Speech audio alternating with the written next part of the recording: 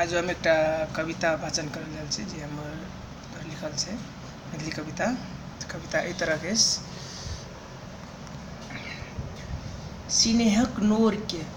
सिनेहक नोर के आँखि भितरे नुकावैत अपन हृदय के पाथर बना के मन में सुखी जीवनक सपना सजावैत प्रस्थान करैत छै ओरिया देश।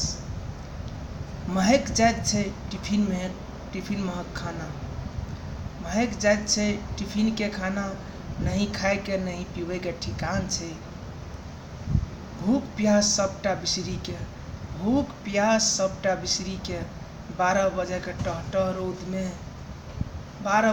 टहटह रौद में मोहि रहल छै अपन देह के दही आ मही के जगह आ लड़ी रहल छै अपन जीवनक संग।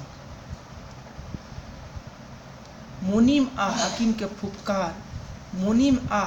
के फुफकार बबूर के कांट जकाँ टीस मारे कलेजा में।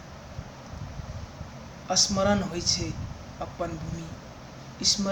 अपन भूमि, अपन घर के शुक्ला पूजा, नून मिरचाई के चटनी। कत मिलत ओ स्वाद, कत भेटत ओ खरक घर के आराम। मार्बल लगायल घर में सुइतो मन कानऽ लागे छै, मार्बल लगायल घर में सुइतो मन कानऽ लागे छै।